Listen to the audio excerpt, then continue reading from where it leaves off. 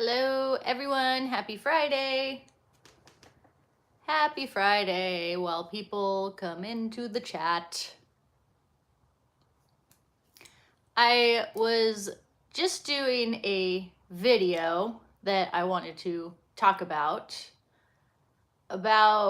how you can't love a narcissist out of this condition.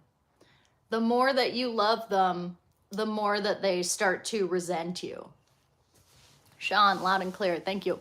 And why is that? Why is it that the more you love them, the more they start to resent you? Hi, happy Friday. Happy Friday. Because of their internal monologue, they don't feel like they're worthy of love. They hate themselves. They don't feel that they're worthy of love. And there's absolutely nothing that you can say or do to convince them otherwise. This is a deep-seated programming within them, and they will actually start to resent you the more you love them, the nicer you are to them. And that's because of this self-hatred that they have, where they can't accept love the way that you and I can. When you and I feel love, it's like, oh, this person's being nice to me, this person's very supportive, this person always listens to me, this person is generous. With a narcissist, it's not that way. The nicer you are, the more generous you are, the more they want to take from you. They ultimately want to exert power and control over you, and they want to take everything that they can, be that emotional supply, your money, your stuff, whatever it is. Their objective is to take from you. And the more you're willing to give, the more it's not enough, because of their gross sense of entitlement, which is part of their disorder. So it's really a losing game from you from the get-go. Oh, cheers from Canada. Thank you, Laura. Yeah, it's a losing game from the get-go. This is something that it's a condition that you simply cannot love them out of. And, I think that it's our natural instincts when we are in a relationship and things are going south. You start in that love bomb phase, right? And then you get to the devalue phase and things are really going downhill and you just want to get things back on track to where they were.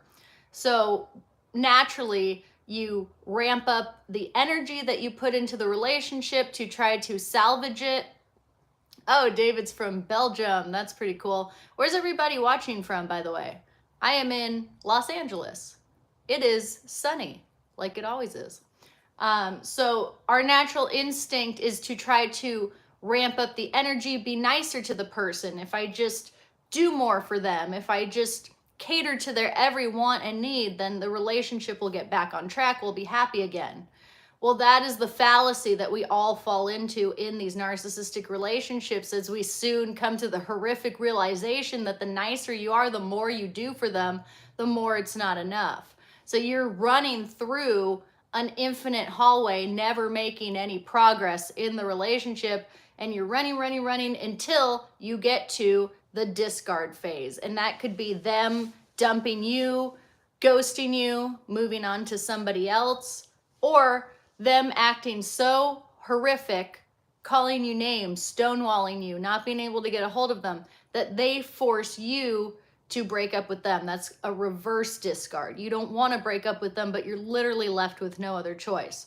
And then after the discard phase, 9 times out of 10, you're going to get a Hoover. They're going to try to sink their claws back into you so that it goes back to the love bomb, devalue, discard. Only this time the love bomb is a lot shorter than it was when you first met. Happy Friday. Oh, hi from Belize. I went to Belize once. I love Belize. Plus, they want to punish you when they reverse discard you and leave you. Yes. So narcissists face this weird paradox where they constantly blow up every relationship that they've ever had, on the one hand. On the other hand, they have an insane fear of abandonment. They will do almost anything not to feel abandoned. So when you reverse discard them, even though you're left with no other choice, even though they have been so abusive towards you, they will freak out and want to seek revenge because you've caused a narcissistic injury due to this perceived abandonment. UK, London, Las Vegas, Sacramento. How old are you? Older than sin. Hi, Daniel. Hi from England. Ooh, near New York City. I got a message from the new supply a couple days ago. This was after the narcissist contacted me to tell me MD degree is worthless, says he who hasn't even graduated. First of all, an MD degree is something to be very proud of, so do not let this narcissist gaslight you into thinking that that's not a worthy accomplishment. That's very impressive and awesome that you want to help people in the medical field. And yeah, you will get messages from the new person who is catching on to their tactics and maybe wants to reach out to you to confirm that they're not crazy because they've been gaslit so much. Ultimately, I tell people that is your decision whether you want to partake in that drama. You don't have to respond to anything. And personally, I wouldn't respond at all, just to kind of keep the peace and continue the no contact and continue on a healing journey. But it's up to you if you want to reply to the new supply. Hi from Vienna. Hi from Germany. After being labeled an abuser by my ex-narc girlfriend, she lied about possibly being pregnant to lure me back, but I recently went no contact and cut her whole family off. She put me through hell, but I win. No contact, oftentimes, if you don't have children with the person, is the only way to get ahead in these relationships. You are the supply. You're the supply in the relationship. That's why you're called supply. You're supplying them time, energy, resources, all that.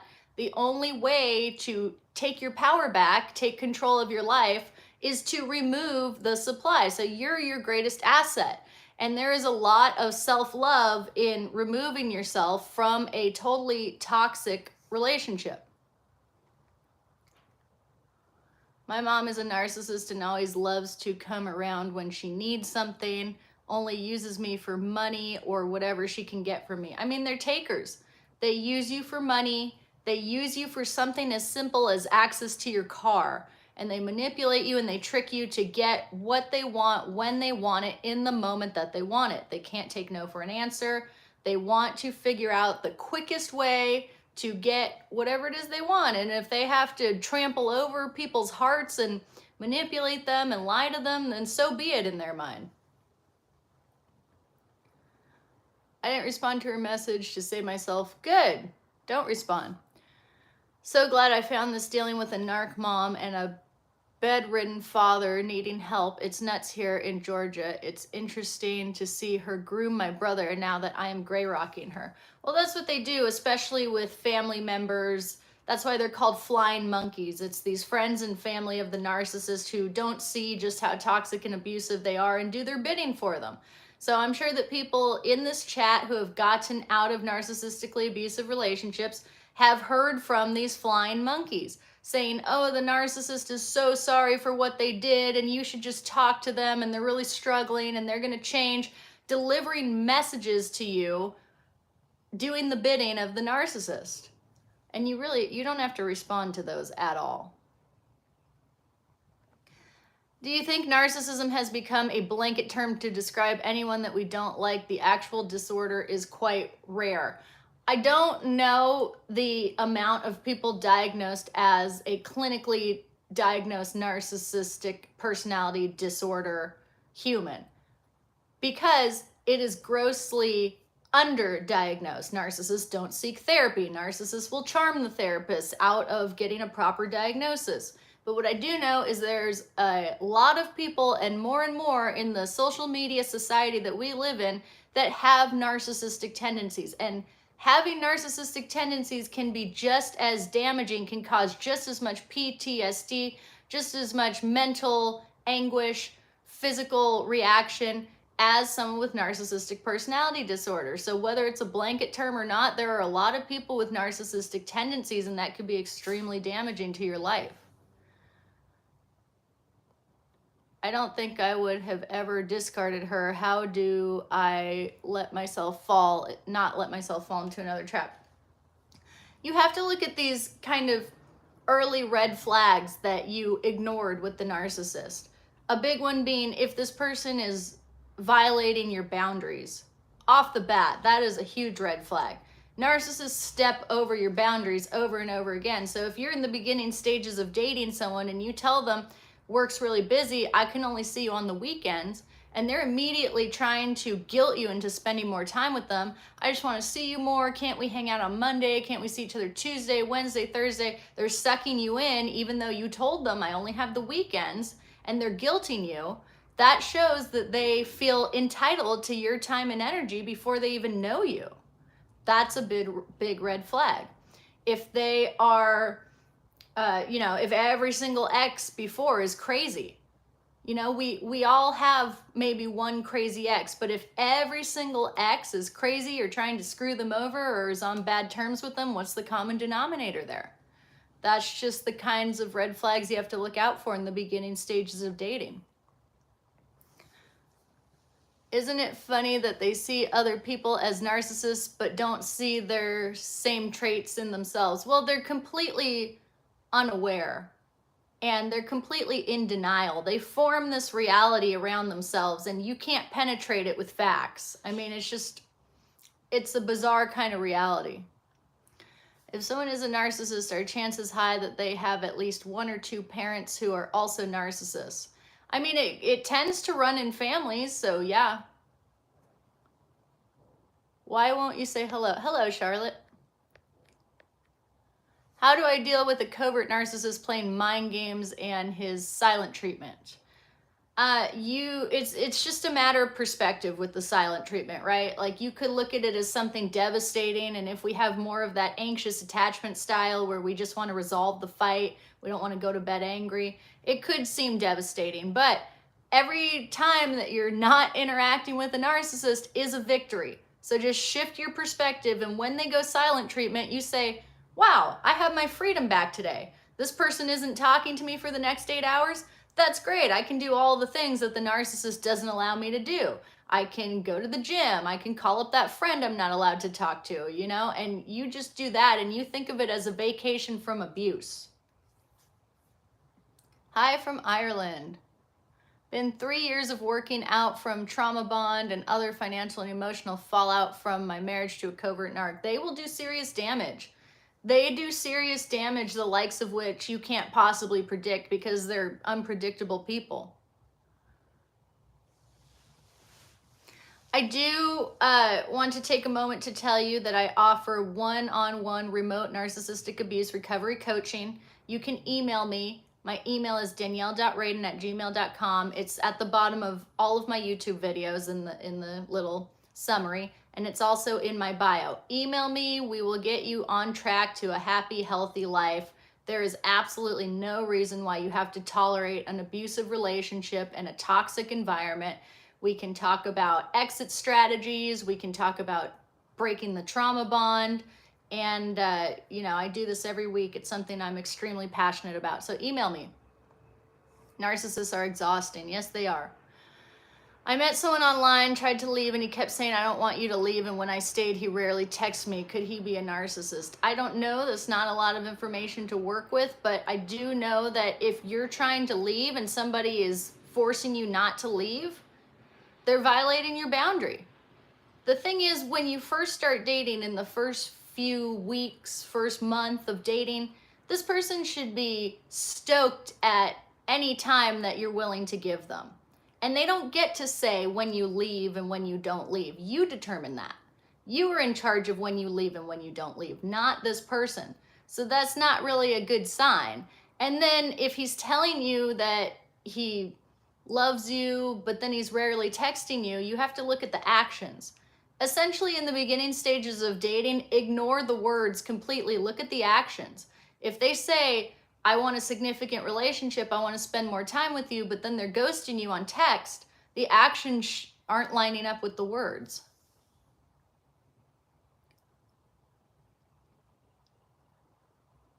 Can I explain to my children, teenage boys, that their dad's behavior is toxic. Can you elaborate on that question? Because that's kind of a broad question. I want to answer it in the correct way. Could two narcissists abuse each other? Absolutely. How do you tell if you're being love bombed? It's gonna feel like a romance out of a movie, like very fake too. You know you're being love bombed when this person is like, I love you, let's get married, I see a future with you, and you're over here like, we've been on 2 dates. Like, you don't even know me. You don't even know what my favorite color is. How could you be saying this stuff? It's one thing to go on a great first date with somebody and think to yourself, wow, I think I just met the one. It's another to express that in the first few weeks. You have to wonder, why is this person trying to rush something, right? If you think you've met your soulmate and this is forever, why rush it? It's gonna unfold naturally. And on top of that, this person does not know you. They're idolizing you in their head. They're putting you on a pedestal. They're making you into something that you're not. So you have to take that into consideration. And if they're saying after the first or second date, I love you, let's get married, I mean, that's just poor impulse control. It's one thing to feel it, it's another to say it to the person, right? I notice narcissists often refer to their new supply as just a friend. My ex suddenly became distant and always had plans with friends, so he said, turns out the friend was my replacement.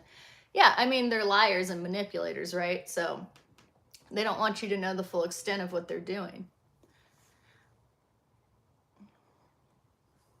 I found that once I learned about narcissism and trauma bond, I had to fight wanting to go back and fully embrace going no contact.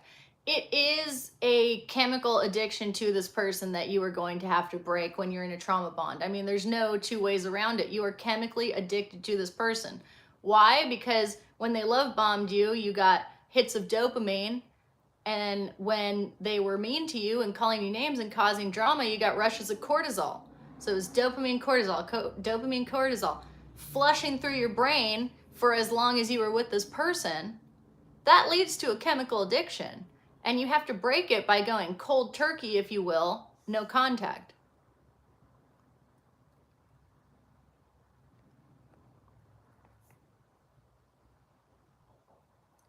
Charlotte, I don't know what that question means.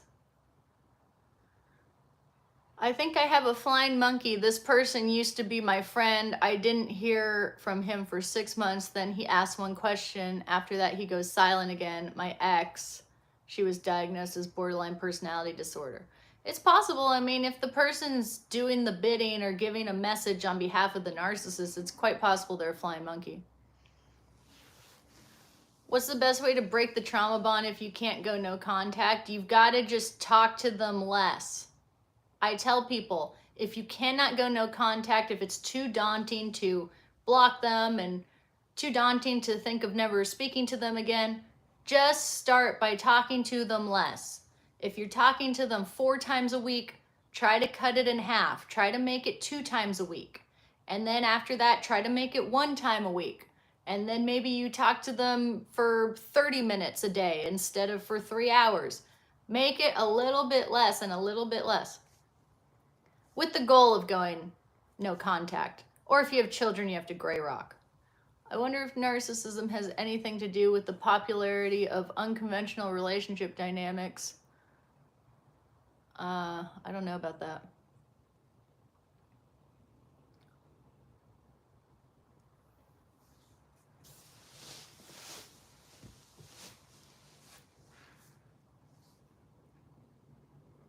So in my video that I just posted, I'm reiterating for the people who just came in. I was talking about how you can't love a narcissist out of resenting you, basically. They resent you for loving them. The more you love them, the nicer you are to them, the more you apologize to them, then it's, oh, you didn't say that in the right way. Oh, you're not doing enough for me. Even though you're spending 24/7 trying to serve them, it's never going to be enough for them.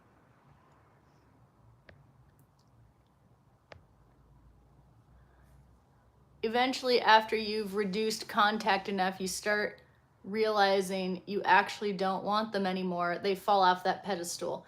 Exactly. I mean, it's like breaking any sort of addiction that you might have, right? Like if you have a shopping addiction, you need to shop less. And if you are addicted to food, you need to eat healthier and less often as you go on a path towards healthiness. And that's the exact same concept with a narcissist. You just need to do what you're doing, contacting them less and less and less, and taper it off if you can't go no contact. The ideal is to block them on everything. Do not contact them at all. If they reach out to you, don't respond. That's the ideal. That's the quickest path to healing. If you can't do that, you have to wean yourself off, and that's a lot harder path to go down.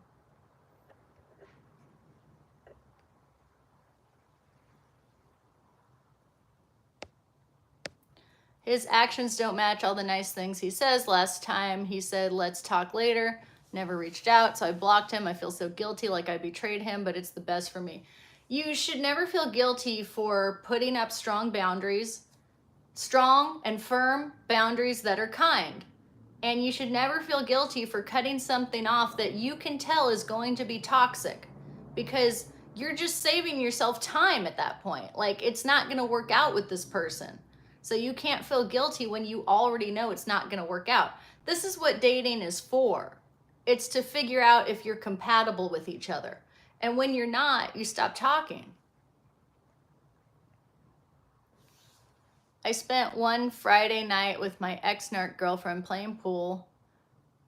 I drove us to the beach and we had a nice weekend. Monday was busy and she told me I had no time for her, and all her friends say it. Yep. I mean, it's never going to be enough for them, right? No amount of time that you give them can be enough.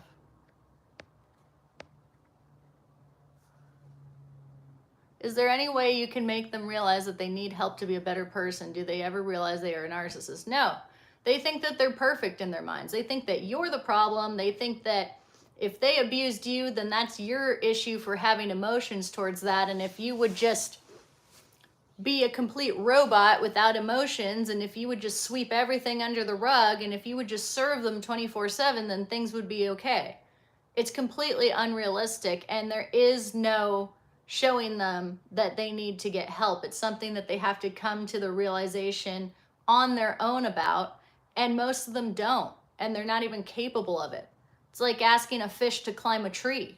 They're just not capable of getting to that level of accountability to realize that they need to make a change. And if they do have that realization, it's another hurdle to actually make the change, because they are going against their natural instincts to want to hurt you, to want to sabotage you. This is how they're programmed.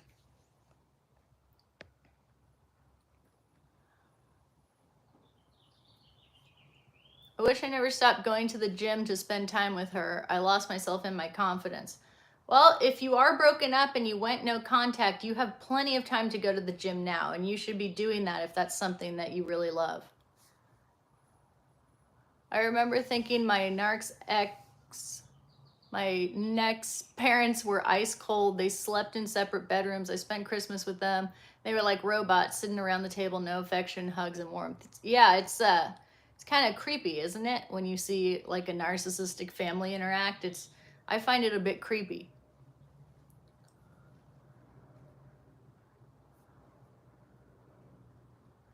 Once you pull the narcissist off the pedestal, it's over. That's absolutely right. And you will find that you are putting them on a pedestal in your mind a lot of the times. They're actually quite boring people when it comes down to it. At first you think that they're fun and exciting, but when you get past the surface, you realize it's surface level charm, and they're empty and boring on the inside. They're quite boring people. A lot of them are fundamentally lazy people, and they're boring. And they're like a hologram. They're pretty on the outside and nothing going on the inside. You could stick your hand right through them.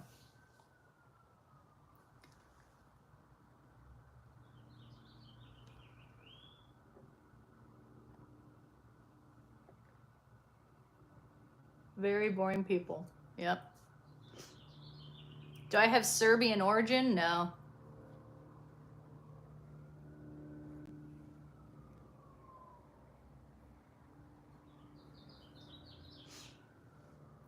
I do only have a little bit of time left because I have a client coming up.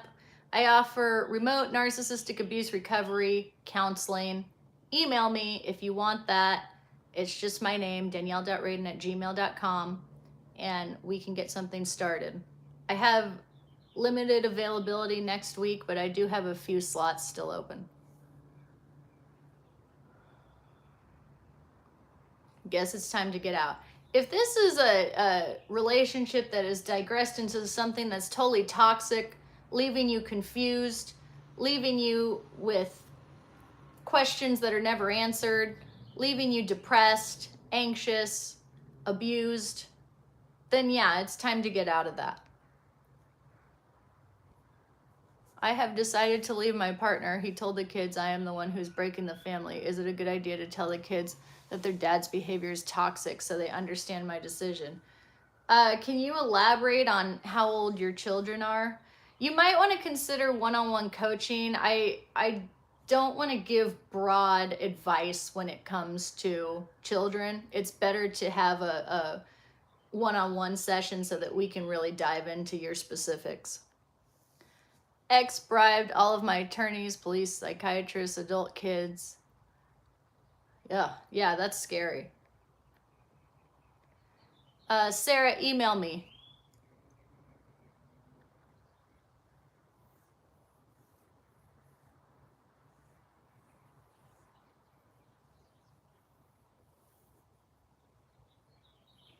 Can you make a video on how to avoid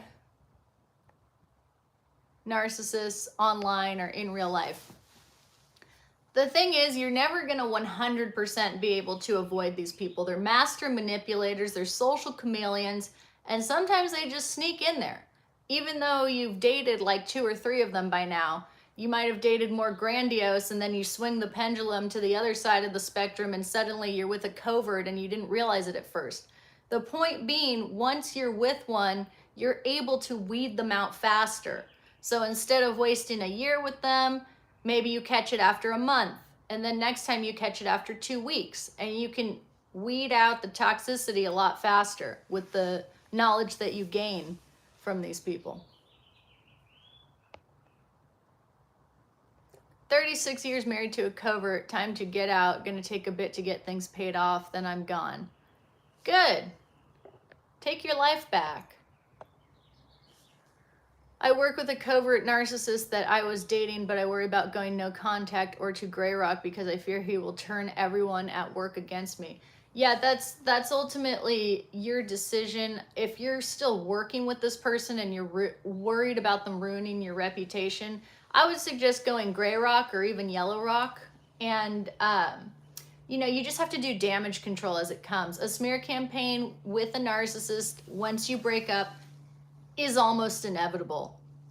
It's almost inevitable, and you have to do damage control. And if this person says anything to your boss or somebody who has serious control over your livelihood, then you pull your boss aside and you just say, very direct and straightforward, it's been brought to my attention that X said this about me. I just wanted you to hear it from me that this is not true, and your opinion means a lot to me, so I wanted to talk to you person to person. If you have any questions moving forward, I'm happy to answer them. And that's all you got to say to combat a smear campaign. Hello from Spain. All right. Thank you for tuning in. Hope that everybody has a great weekend, and